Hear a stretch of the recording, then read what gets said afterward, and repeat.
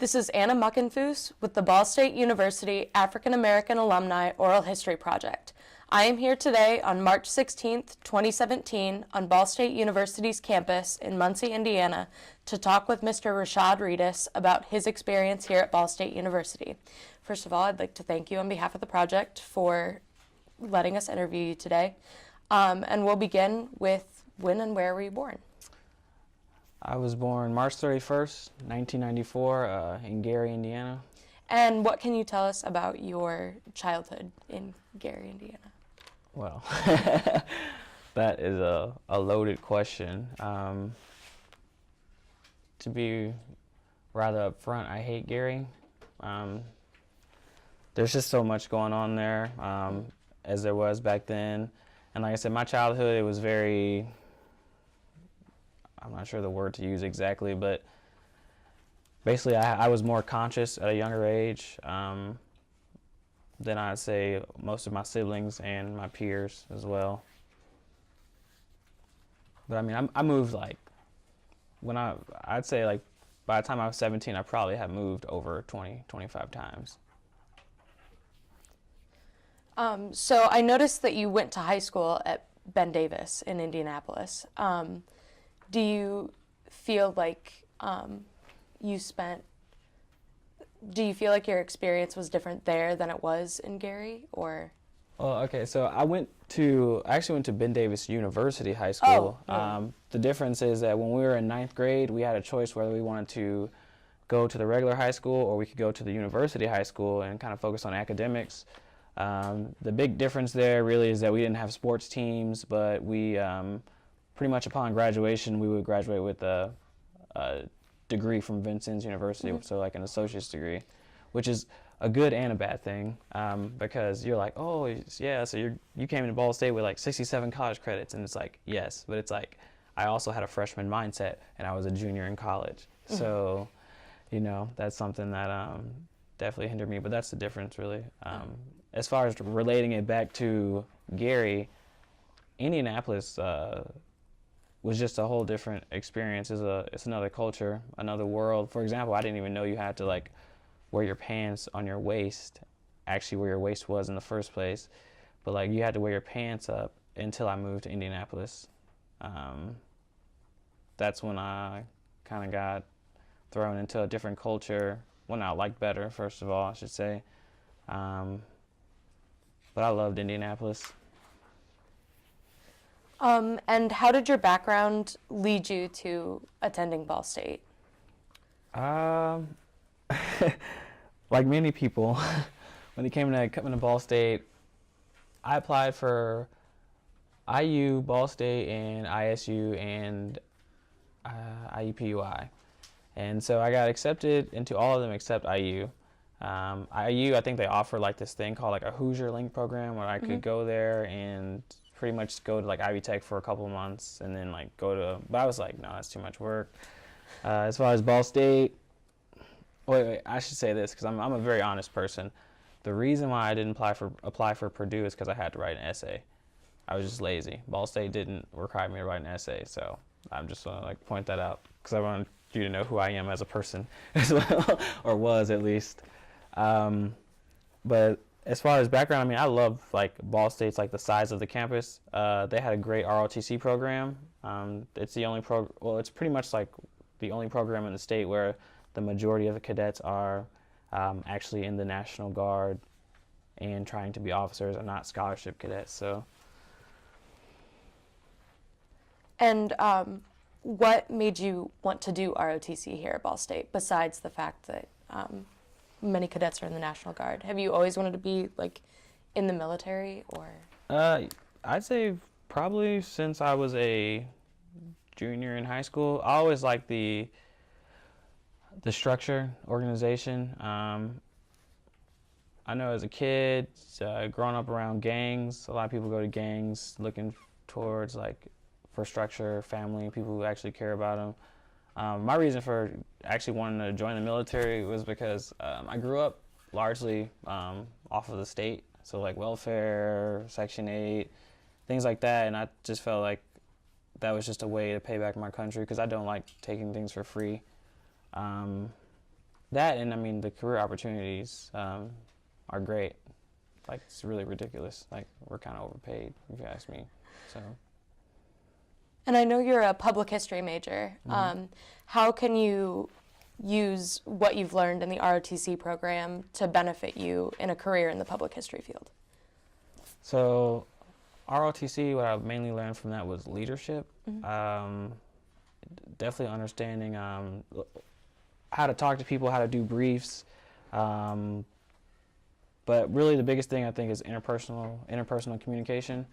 That's something that when I did my internship at Fort Knox, it really flourished because I had to interact with different visitors, and I got that experience from having to speak with people as a representative of ROTC.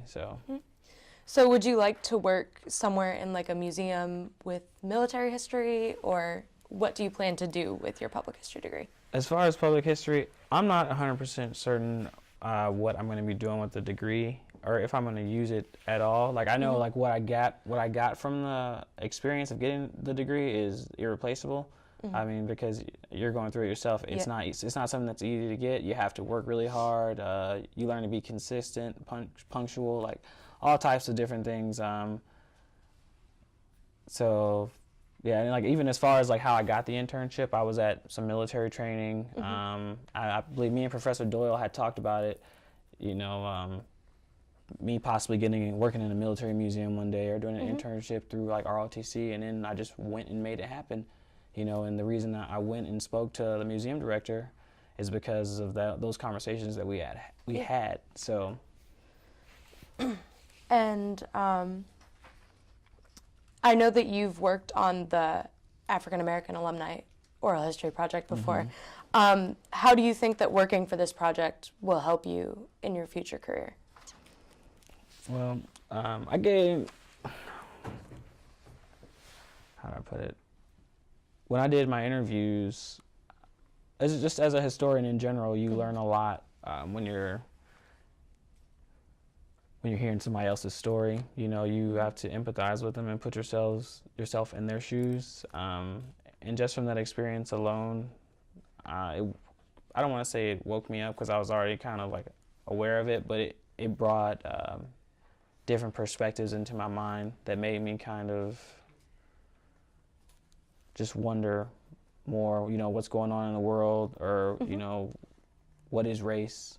You know, does it even exist? Yeah. You know, things like that, those questions. So, and I think overall it's made me a better person, so. Do you think that it's helped you view history more personally? Like, has it helped you with your career in public history?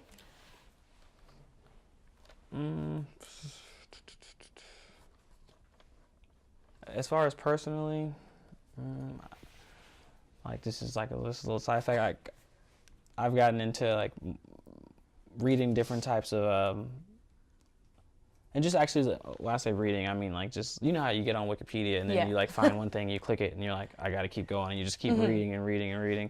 I've been doing quite a bit of that for the last couple of years, and it's that personally that's made me kind of just like want to know more and more, you know, about just different things like that. So. And so like, have you learned more about your own kind of, I don't really want to say existence, but your own life from interviewing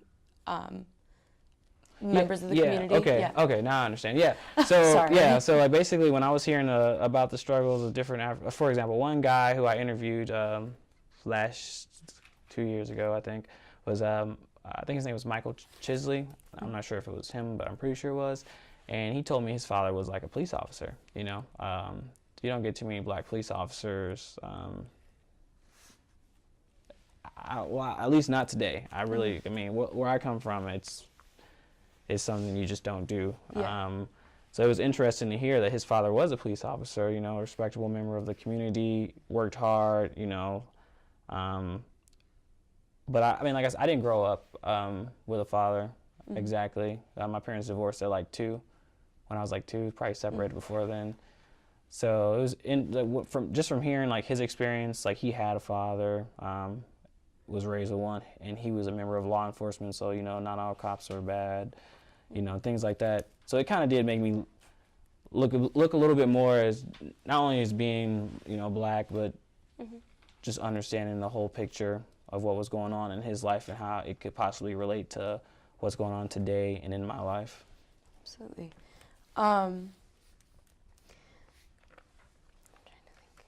Have you been a part of any other types of organizations or projects here at Ball State that you think have been as influential as your work on this project specifically?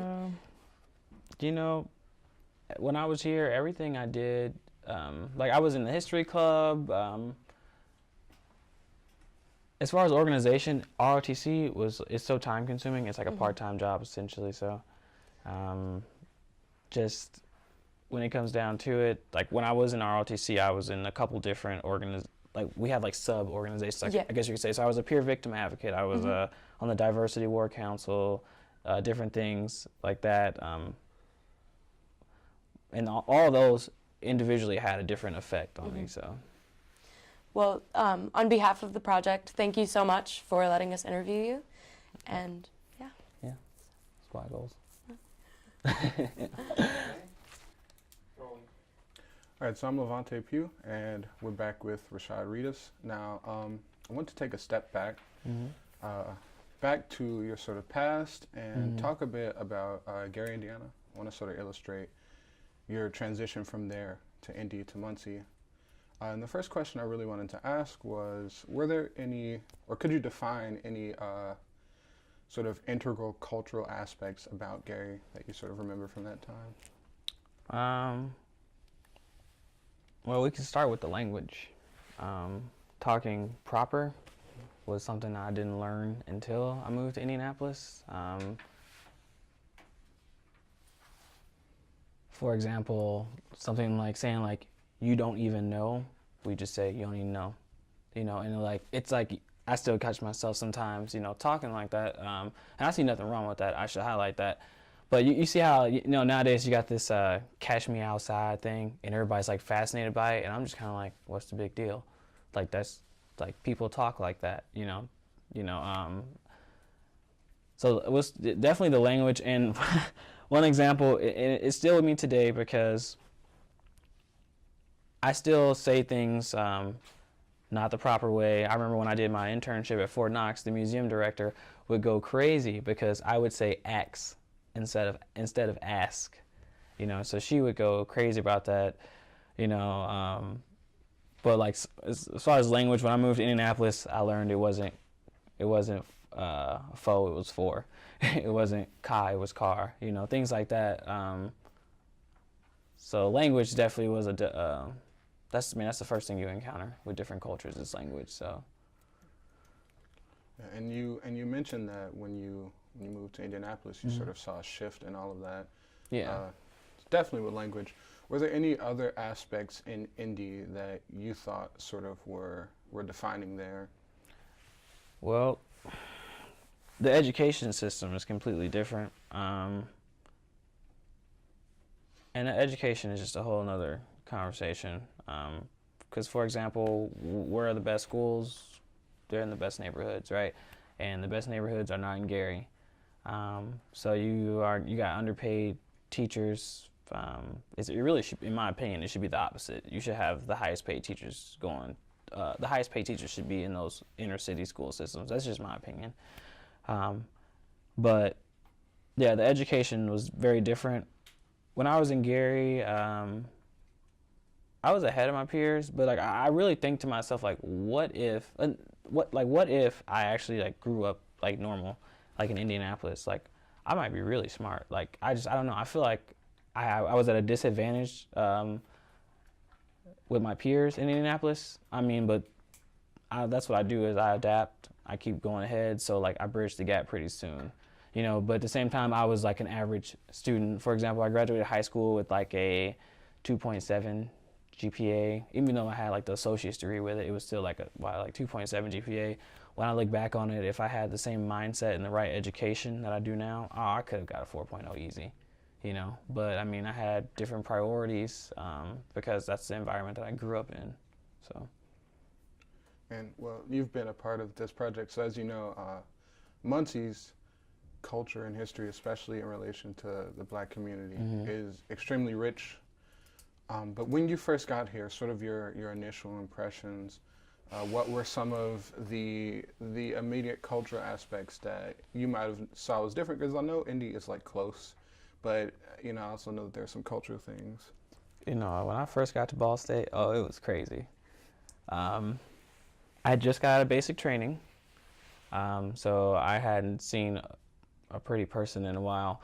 So I was just very happy to be around like attractive people, and like I had like what my mom calls the Taliban tan, because like I came back with like a permanent tan. I used to be a little lighter. It's crazy stuff. But pretty much, it was just different. I mean, I moved into the dorm. I didn't know anything. My house had just got robbed while I was at basic training, so I like kind of lost everything. But that's like what happens in life. So I'm just like, whatever. I'm just gonna keep going on with school. It was my first time living independent, and it was also my first time where it was up to me to like basically, I don't know how to put it exactly. Like I got to like choose my friends and stuff for the first time without like that much outside pressure. So basically, it's like I became a new person, honestly, in a way. I mean, the first thing is I moved in with my roommate,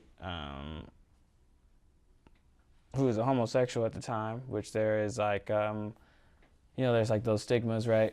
Or I think that's the word, yeah. And so it was like slightly uncomfortable for me at first. And that's something that, like, I'm also kind of like ashamed of, because like, I mean, obviously it's nothing, but like back then when you come up in a certain culture where it's like, oh, you're gay, like, or, just in the music back then, DMX, Ice Cube, they're talking, about, if you kiss another man, you're like a faggot, stuff like that, But like, that's one thing that I love about education is that when I came to Ball State, I met different people, and I was like immersed in a world. It's like a gradual progression towards becoming awake and actually like understanding what's really going on in the world and leaving that small bubble. Did that answer the question? I just start to ramble sometimes. No, I think you got me there. Now in Muncie, at Ball State, well, as you would know, one of the things that supported the black students, especially in the turbulent 60s, the 70s, and 80s, was the sort of surrounding community to varying degrees. And wanted to know if there was any significant level of involvement with Muncie's black community from your part. For the most part, when I was at Ball State, I think for a lot of students, black students, there might have been, but I was so immersed in the world of ROTC that ROTC was my main support. I mean, I went to PT every morning at 5:30. I mean, I had class at like 9. We had lab on like Tuesday, Thursdays at like 2, and like weekends we have, things like that. So basically, like I didn't get the chance to really go off campus and like experience the black community as much as I don't even want to say as much as I wanted to, because at the same time I've been around black people my whole life, so I was actually more interested in learning about, other people, Asians, whites, just everybody else. I mean, because like I knew my own people kind of. And just to follow that up, how do you think that sort of support may have manifested with the black students on campus, as in like black organizations? I know you said that you're mostly immersed in ROTC, but was there any sort of influence that you felt from these organizations that you maybe did take part of? I know the closest, so basically I remember I was interested in a black fraternity at one point, but then I got to asking myself, like I don't know. First, I should say I'm not a noble. That's what we used to call the Greeks. We would call ourselves peasants, commoners, whatever. It would be to poke fun at them. But like I really did not have any involvement, for the most part, with the black community. I mean, just I mean, but with that being said, nor did I with the white community in Muncie, or I just didn't leave campus very often. I was really just caught up in school, having fun, and military training the whole time. So the first 2 years was fun, and then everything else was military training, academics, stuff like that. So. And so as you sort of progressed as a student here, and you had your increasing involvement in ROTC, you of course mentioned that you didn't have much involvement outside of campus, but you also did study Ball State's history a bit. And would you say, or could you comment on how, from your perspective as a historian, race relations may have I guess manifested to this point, and if you can. Where at specifically at Ball State? Yes, at Ball State, and if you can make any comments between sort of now and then as we've sort of read. Oh yeah, okay. So it's been 2 years, so I purposely didn't really look back on the interviews or think about even my own history, because I wanted to give you guys like a raw, honest, open answers of everything. The first thing I really think about when I think about race relations in Muncie is I think about I think it's Martin Luther King Street or something, and basically I know like they wanted to a lot of people in the city of Muncie wanted to change the street name. I forgot what the original name was, but there was another group opposed, saying that why would we change it to Martin Luther King Street, so that's something like that tension there that was in Muncie during that time. That's something that kind of comes to me. What else? As far as race relations, something that bothers me is that every time when I was on campus, there was always how you get the text alerts and everything. So basically, it's always like 2 black males like with a hoodie on. I'm just like, man, I can't go wearing a hoodie, like Lord forbid, right? So it's just. I think Ball State does a great job of not really discriminating, especially as far as like equal opportunity. But pertaining to the past, that's really what stands out to me is the tensions between, because when I did my interviews, the focus that I really was hitting on was Vietnam. Both of my people came from the Vietnam War era, and also the civil rights. I asked about sit-ins and stuff like that. I mean, but there weren't really any here. I think at IU, and they did like different parades and like stuff downtown. But Ball State was not a like hardcore like civil rights campus at all. That's something that I know for sure. Ball State was just.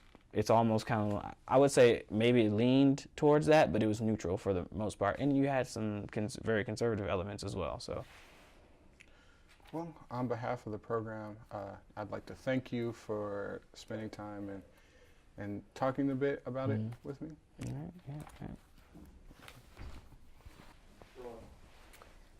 right. This is Charity Monroe, continuing our interview with Rishad Readus.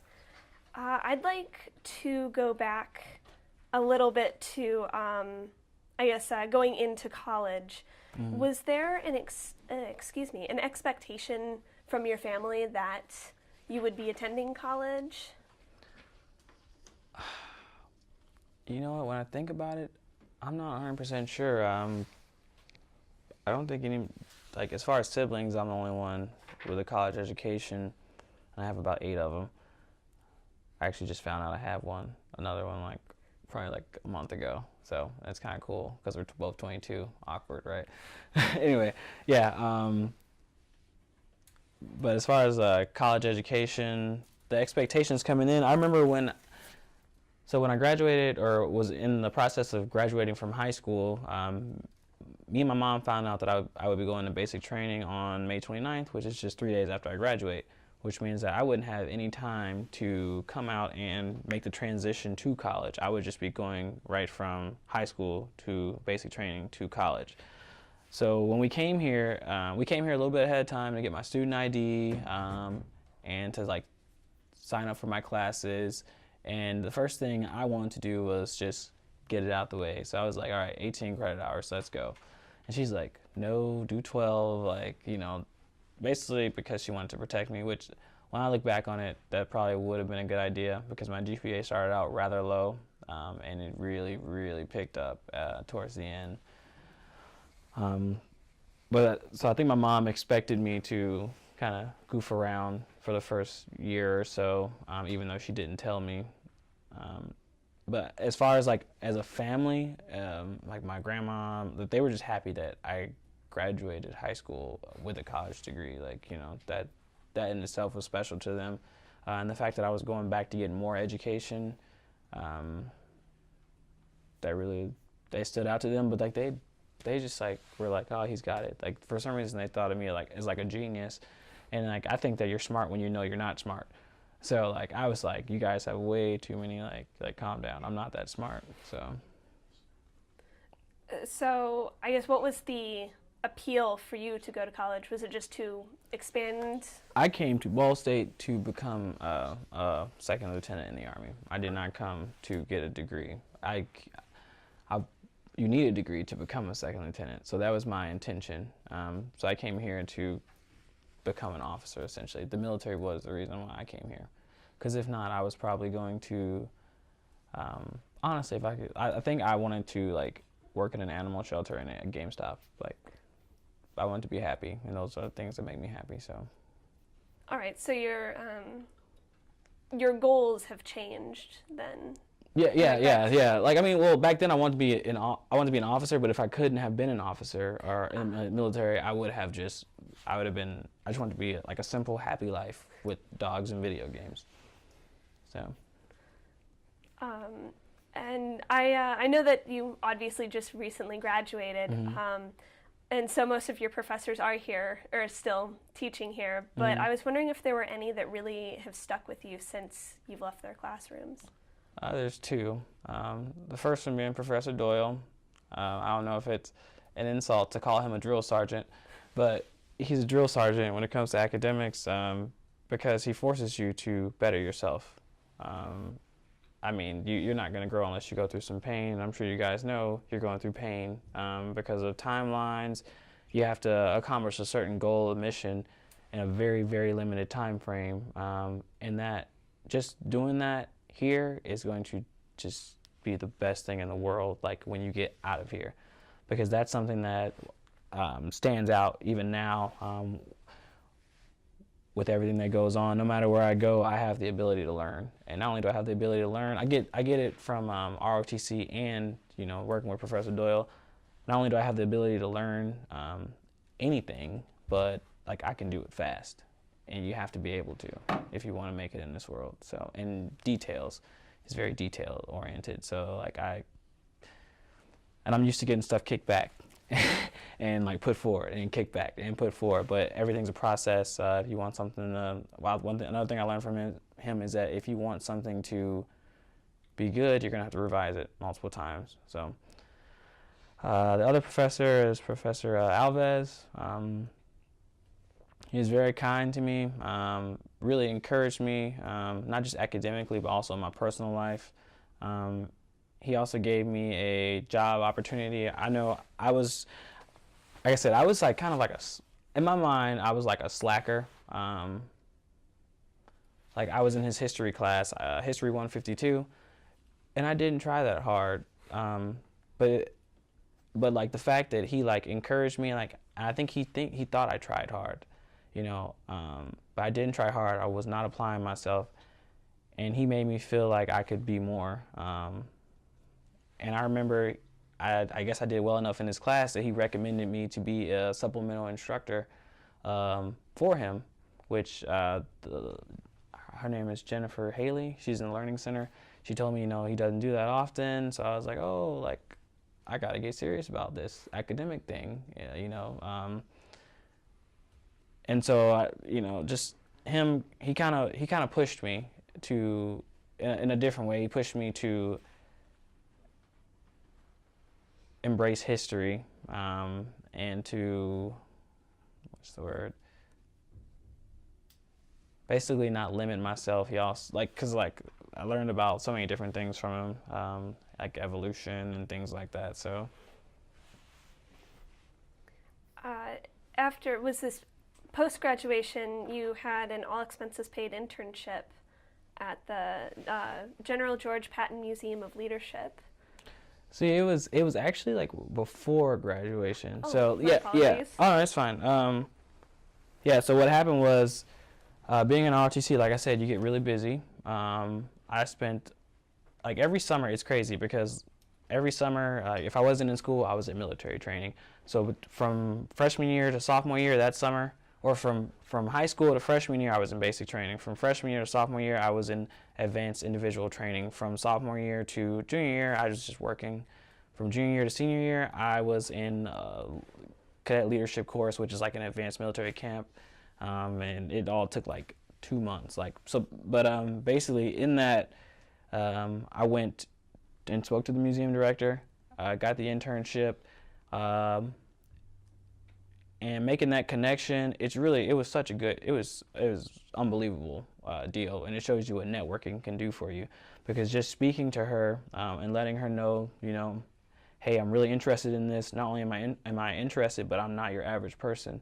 I'm also in ROTC. I understand everything that's going on here. Not only do I understand everything that's going on here, I'm the audience that you guys should be geared towards, because it's the largest training event in the Army, But the internship was from January to May, and I went on active orders for about 4 or 5 months. The pay was well. Got to save up a lot of money, and it was just an awesome experience. The only bad thing I will say, but it also made me stronger in a way, is that I was in pretty much a battalion building by myself, like a whole battalion. I was alone the whole time for about a couple months, which in a way drove me absolutely insane. But at the same time, it made me like get used to solitude, being alone, and being able to flourish while alone. It also forced me to meet people there. But I was also worried about my career, so I wouldn't go out. I would just stay on base. I got involved in different groups. For example, I went to a church out there, and I met a guy named Tim, and I ended up just hanging out with him and his family a lot. So yeah. All right, so. Sorry, I told you I ramble. Oh no, that's fine. So I don't know if you've really if you've really said what exactly you did at the internship. Oh, okay, yeah. So at the internship, good point. Okay, so at the internship, so I was a little bit limited at first because I tore my ACL. I had to get a major reconstruction, literally right on New Year's Eve. So like right before the surgery. So I was also on crutches and alone. Yeah, for a couple months.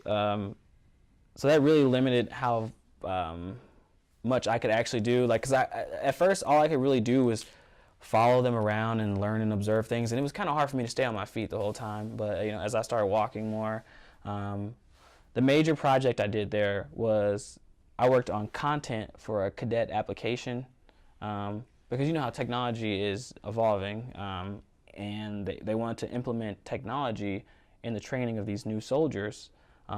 For that I was just at, so what I did was, as a student, I've been learning about leadership and its applications for years. So my job was to pretty much make a concise,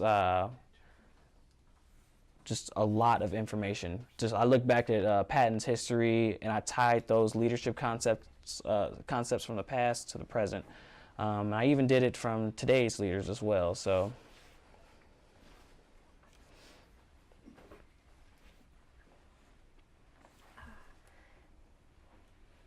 so since graduation, has everything been going to plan?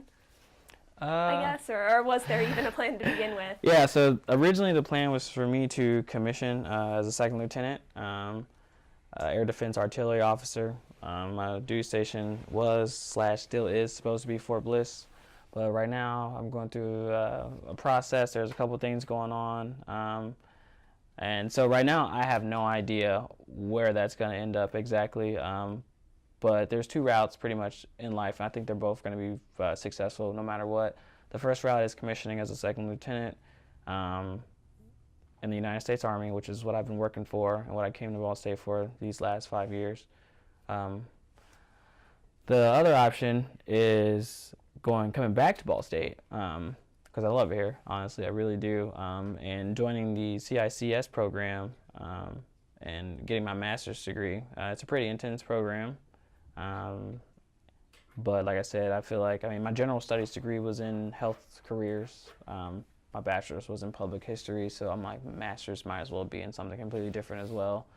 So, but, I think that shows that I can do anything, so, except surgery, neuroscience type stuff. Not about that, so, yeah.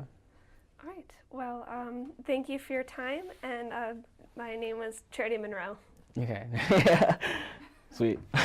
Phone in high school, I still call my mom.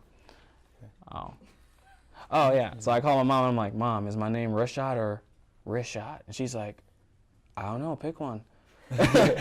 So I was like, okay, I think I'm going to go with Rishad, but everybody still calls me Rishad. Details. Anyway, yeah. Did you ever end up asking your mom why she decided to name you Rishad? Because my dad's name is Rashawn. Oh, okay. My dad and my brother's name is Rashawn. So, yeah. And my name is Tanner Barton, and I am here continuing the interview with Rishad Readus. All right. So let's go back to your childhood. And I remember you said that your parents divorced when you were 2 years old. Oh, yeah. How did that make you feel growing up with parents who were not together? Well, when they're never together, you never know the difference until you're older. Mm-hmm. For example, when I look and I see people from two-parent households, which is on a downward trend nowadays, people from two-parent households, they just seem to turn out better, in my opinion. Overall, not saying you can't turn out well, but like I said, my parents divorced when I was 2, which I think was a great thing, because like my dad was involved in gangs, so he was a Blackstone, and he was on the streets all the time. And he's a different person completely nowadays. Different person completely. I love him, great guy, but that's something that definitely needed to happen. Yeah. So when you were 2 years old and your parents divorced, you obviously weren't able to make a choice at that point in time who you would live with or who you would grow up with. Yeah. Who did you end up growing up with? Did you live under your mom's roof or your dad's roof? I lived under my mom's roof, and I lived with my mom, but I would see my dad occasionally. We would hang out with him a lot. And when I say a lot, I don't, that's a very vague term. It just depended on the year, For example, when I was in 8th grade, we spent the whole summer with him.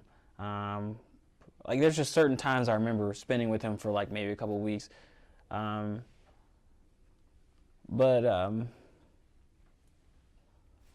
It just, I don't know, everything's just crazy. As far as because a lot of my memories and who I am as a person today stems from the mistakes that my parents made. Most people, they learn from their parents' successes. I learned from my parents' mistakes, because I feel like there wasn't many successes, and that's not an insult to them. It just gave me something to learn about. So, for example, I remember when I was about 8 years old, and 8 or 7, and my mom dropped us off at my dad's for a little surprise visit. And I go in there and there's weed everywhere, and I'm just I didn't know what it was, so I didn't care either, honestly. But now I look back on it, I'm okay, he was selling drugs, right? Thing is, but then I asked myself, okay, well, why was he selling drugs, And then I get into I'm not gonna say what's wrong with drugs. I'm gonna say is that what the focus should be on? Basically, when it comes to criminal justice reform, nonviolent crimes, the amount of people in jail, the specific people in jail, all this ties back to my childhood from little things like that. So that's why things such as, why is the prison population so high in the U.S.? Who's really making the money? Things like that all ties back to my childhood in those ways, because that's when I first encountered little things like that, so. So you lived with your mom, but you saw your dad sometimes. Would you say that you wished you saw your dad more, or are you happy with how the living arrangements went when you were a child in Gary, Indiana? I do wish I saw my dad more, but like I said, with that being said, I definitely did not need to be around him that much. I definitely would never want to live with him. I think I was more afraid of him as a kid, which, I mean, I've talked to him about now, and he's like, yeah, I was a little crazy back then. I'm like, yeah, you were, you know. But as far as living arrangements, I mean, with my mom, it's like they both sucked. Not my parents, but like just life. Like they would have sucked either way, because my dad, he moved around a lot. He has Crohn's disease, so he had a lot of issues going on, and you know, like I said, the drug culture. My mom raised us out of the drug culture. She didn't do drugs at all, period, because she experienced that as a child. However, like we still struggled with her because she was a single mom raising 3 kids, and she just could not keep a job. Like she just could not do it. You know, it was just hard for her. A lot of that does stem back to just her as a person, but at the same time, you know, like things were just hard for her. I mean, you know, raising 3 kids. I mean, I'm just trying to pay student loans and it's hard. You know, yeah. So. But anyway, like we lived in so many shelters, like different ones throughout my whole life. So it just, yeah. So I think life would have been hard regardless. But definitely, if I had to pick, I would definitely stay with my mom big time. Because I don't think I would have been the person I am exactly if I lived with my dad. I would have been more aggressive, less thoughtful, things like that, trying to imitate him. So. And earlier in the interview, you said that you moved 20 or 25 times throughout your childhood. Probably more, honestly. Probably more. How did that make you feel, knowing that you probably, would you say that you didn't have a home? Yeah, to this day, I don't have a home. Okay. But I don't think I'll have a home until I actually buy property. Because, like I said, my mom, she still kind of moves a lot. My dad moves a lot. So, like, you know, for example, when I went to go, like I said, when I came here, I met a lot of different people. You know, when I went to go hang out with my friends, they had, like, their old room back at their house, you know. Everything I owned that I accrued, because like I said, my house got robbed. It's been robbed twice before. But where we were living at got robbed when I was at basic training, so I had nothing to begin with. So everything I gathered came from Ball State. So basically, like even like to this day, like I just have a bunch of stuff, but like not exactly anywhere to keep it exactly, you know. So. And now there's a phrase in college, and you may have heard this phrase. Did you hear a home away from home? Ball State can become a home away from home. Oh yeah. You heard that. Oh yeah. How did that make you feel? Did you feel as if Ball State was your home away from home? Or did Ball State strictly become your new home because you didn't feel as if you had a home in Gary, Indiana? I'd say Ball State is my home, honestly. Okay. When it comes down to it, I mean, I'm here. Whether for some reason, somehow, some way, I usually end up here like twice a month. Whether it's me, it's the relationships you build with people, the bonds. Now a lot of my friends are moving away. But I mean, I'm connected to this place. They say Ball State is they say Ball State is like a transition. So it's a place for people in transition before they go off into the world and do what they want to do. And I think that's a true statement. But like I know, like for me, Ball State, this is like when I became enlightened. This is when I took a step forward in life. And became a different person. So like this will always be a home for me. I hope one of my kids come here so I can tailgate. It's always gonna be a home to me. So let's talk about your social events here at Ball State. Oh boy. And tailgating. Did you tailgate as a student here at Ball State? So, like I said, and it always comes back to ROTC because like I tell you guys, it was so time consuming. I was never able to tailgate until my senior year because we worked parking. So basically we would sell tickets for parking and they would all go back to our funds. So I wasn't able to actually attend the game and actually or tailgate until that time, my senior year. And when I could attend it, it was great. It was amazing. Like, oh, it was so relieving to actually be a part of the festivities instead of working and selling tickets for it. So, yeah. And then you talk about tailgating and how you were able to only tailgate your senior year at Ball State. Were you able to attend other athletic events or other athletic events? Throughout your years at Ball State? I never really went to the basketball games or the volleyball games. I know we had a good volleyball team. I never really paid attention to athletics. I had other stuff I was enjoying. Which can you? I like tell me to, what you enjoyed for doing? example, my freshman year. Let's see, my freshman year, all I wanted to do was hang out with my friends and party for the most part. And class was like a secondary thing.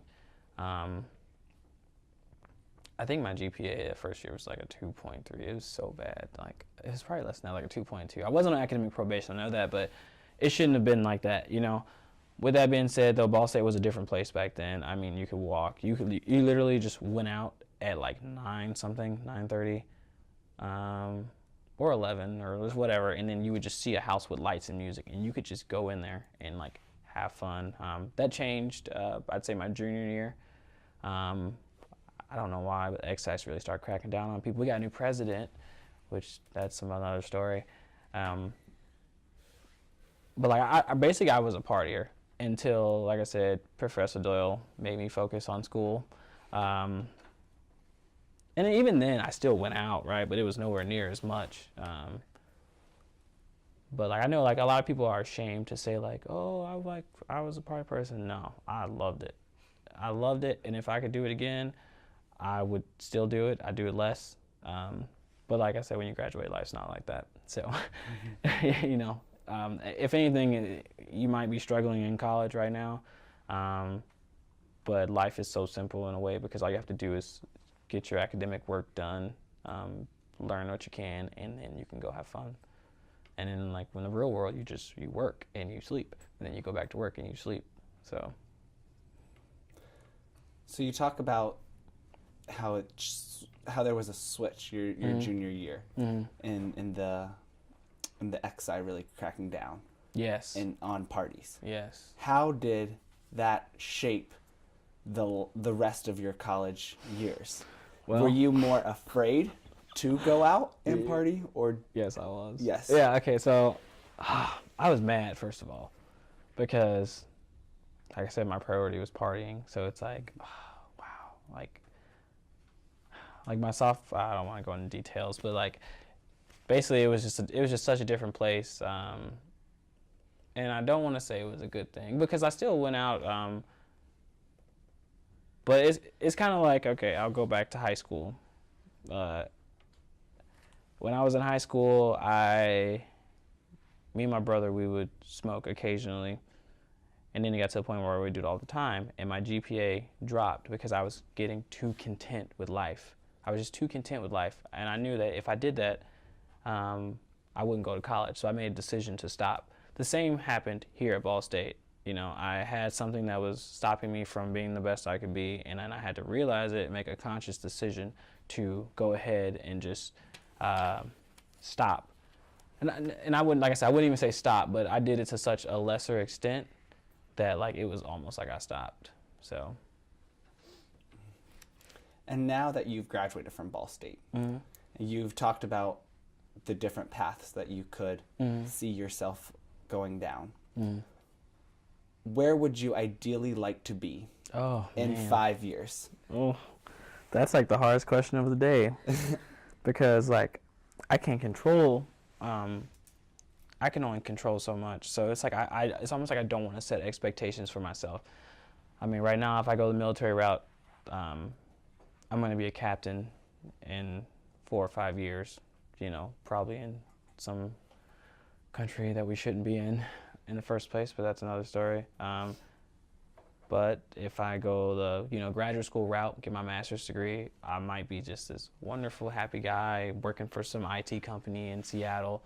You know, honestly, I'd be happy either way. Maybe I'd be happier with the actual IT position, just because I'd be stateside. But at the same time, like, I feel like all I know and all I really want to do is lead soldiers.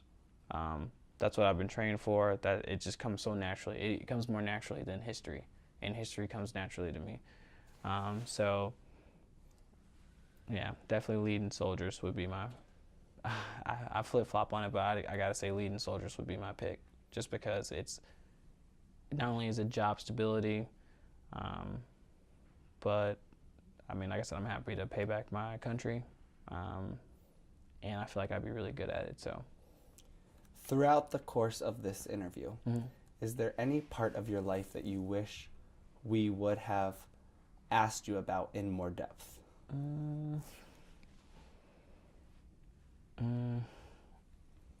No, I don't think so. I mean, you guys hit the childhood pretty hard. Like I said, that's the most loaded thing, and there's still things out there, but yeah. Okay, and as we wrap up, is there anything else that you would like to say, or you would like to go on record saying about your experience here as a student, or here as just an individual in Muncie? Basically that we are our choices.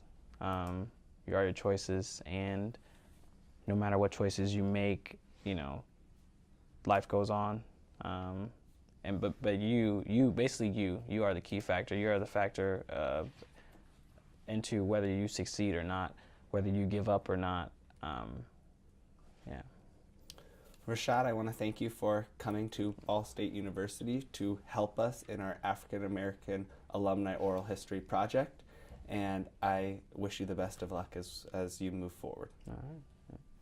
Thank you.